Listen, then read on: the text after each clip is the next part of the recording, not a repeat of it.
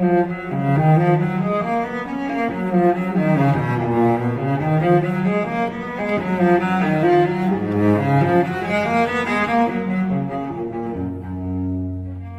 you see that old man at the head of the table? The old Duke de Lariviere?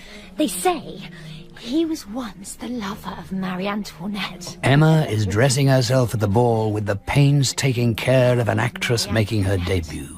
She wears a dress of pale saffron silk. Her hair shines with a blue luster and it bells gently out over her ears. In her chignon, a rose trembles, its leaves tipped with artificial dewdrops. An old man like that, imagine! He has lived at the royal court and slept in the bed of a queen. Oh, do you know, I think these foot straps will be a nuisance when I dance. What? I said these foot straps. Dance? Yes. You? Are you out of your mind? People would laugh. You'd better stand and watch.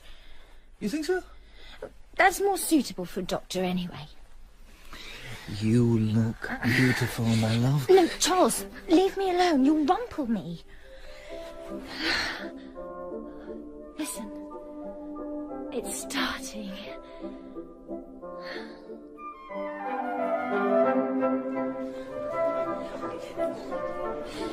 I'll sit here and watch the dancing. You stand behind me. That's what the other men are doing. Oh, I feel rather nervous. I don't look it, do I? Along the row of seated women, painted fans flutter, smiling lips almost disappear behind bouquets, and scent bottles are turned over and over in half-open, tightly gloved hands. Medallions quiver at necklines, glitter on breasts, and every coiffure holds a garland of flowers. A viscount approaches through the crowd. Madame, may I have the honour? Oh, yes, of course, sir. He holds out his hand.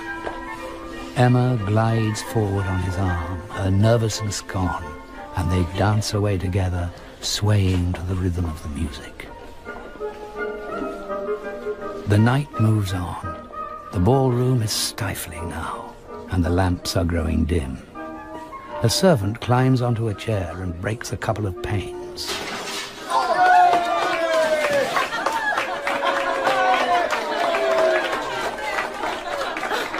Look at all the peasants staring in at us through the windows. Suddenly she thought of her father's farm. She saw herself in earlier days skimming milk in the dairy. But in the dazzling splendours of the present moment, her past life is vanishing, and she almost doubts that she ever lived it. Here she is at the ball, and beyond it everything else is veiled in shadow. My lords, ladies and gentlemen, supper is served. Spanish and Rhine wines, shellfish bisques and almond milk soups, Trafalgar puddings and a variety of cold meat set in aspic that quiver on the plate. Oh, I couldn't eat another thing.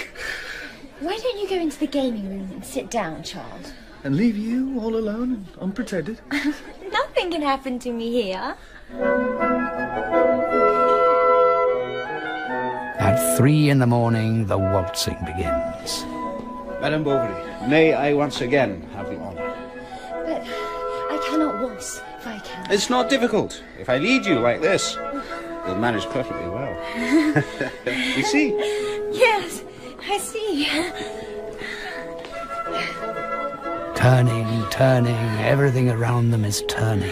Lamps, furniture, walls, floor, like a disc on a spindle. And as they dance past the doors, the hem of Emma's dress gets caught on her partner's trousers. Their legs become entwined. He looks down at her. She looks up at him. And a great languor creeps over her. After the dance, he leads her back to her seat, and she leans against the wall and covers her eyes with her hands. And when I opened my eyes, there was a lady sitting on a stool, all on her own in the middle of the salon, with 3 men kneeling at her feet. She chose the Viscount, and they danced, round and around, on and on. Now there was a woman who knew how to waltz. Oh, you had a good time then? Oh, that's better. Oh, my feet are killing me. Why? You haven't been dancing. No, standing at the whist table for 3 hours. You didn't play? Couldn't make any sense out of the game. Aren't you going to get ready for bed, dearest? It's starting to rain. Just a little. It's quite warm. I think the dawn is just beginning over there. I wish... Oh, I wish... Au revoir. Oh, thank you so very much for inviting us. My dear Madame Bovary. Viscount, are you leaving this morning as well? I have to go to Paris. Au revoir, madame. Hup.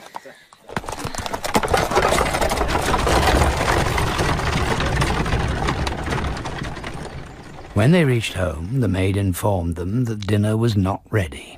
What do you mean, not ready? Well, I didn't know what time he was coming back. Dinner is at the same time every day in this house. Yeah, but I thought you might have stopped on there a bit. Don't speak to me like that. I was only going Leave to... the room. I won't stand for it. You're sacked. But, Madame... Steady on, darling. Out. Look, do you really mean to sack poor Nastasi? Yes. Why shouldn't I? Just... Well, she's been with me a long time. She cared for me well after Eloise died. So? No.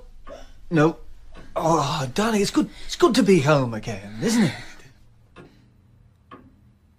The hours dragged the next day, and the next, and the next.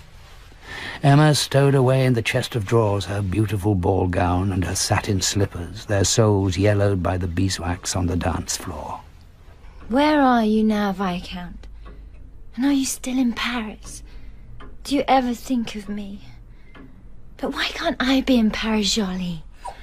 She confided a great many secrets to her greyhound. Walking in the Bois de Boulogne, going to the opera.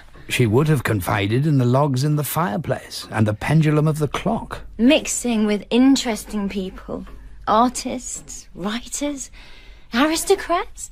She has confused the sensual pleasures of luxury with the rapture of love, the elegance of manners with sensitivity of feeling. She began subscribing to women's magazines, La Corbeille, Le Sylph des Salons, showing the latest fashions in dress and interior design. She read the novels of Georges Sand and Eugène Sue and searched in them for vicarious gratification of her own secret desires. And everything in her immediate surroundings, the boring countryside, the stupid petit bourgeois, the mediocrity of life, seemed to her the exception.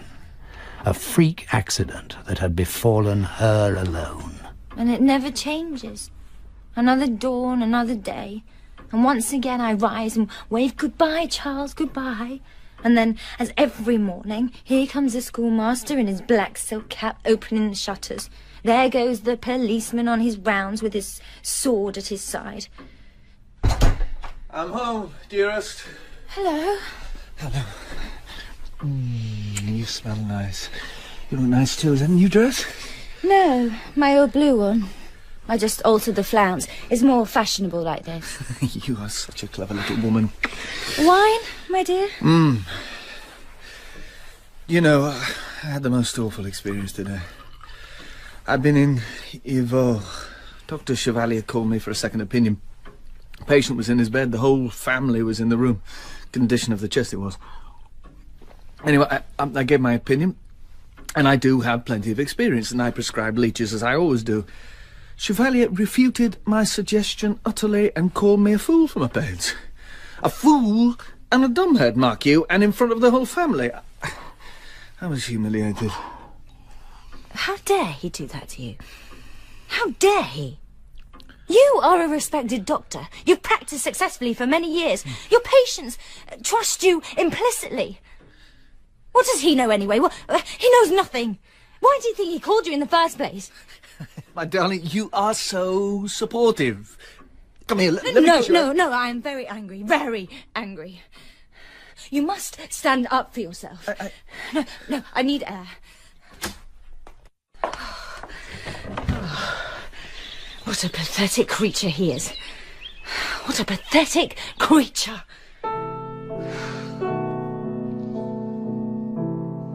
Deep in her soul, Emma was waiting for something to happen.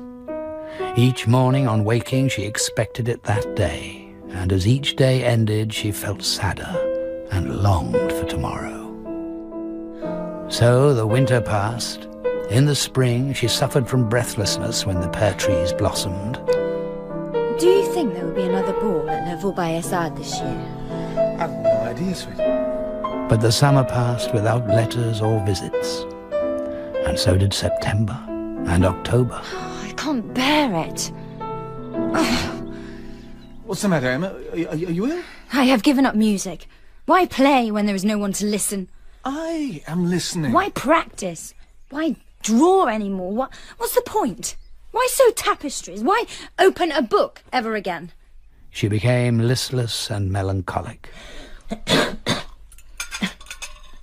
Eat your dinner, darling. You haven't touched the thing. I'm not hungry. No. You didn't eat any lunch. You're going to fade away. But it seemed to Emma that all the bitterness of life was served up to her on the plate. She grew pale and suffered palpitations. Charles gave her valerian and camphor baths, but everything he tried seemed to exacerbate her condition. Until... That's enough. You can't go on like this. I'm taking you to see the best doctor I know, Dr. Lariviere. He'll know what to do. A nervous complaint. Most definitely nervous. Your wife should have a complete change of air. You should remove her from Tost altogether and set up your practice elsewhere. Oh, I was just starting to do well in Tost. I won't answer for the consequences if you don't take her away. And so they start making preparations to move. One afternoon, when Emma is dispiritedly turning out a deep cupboard, she pricks her finger on something, drawing blood. Ouch! What the...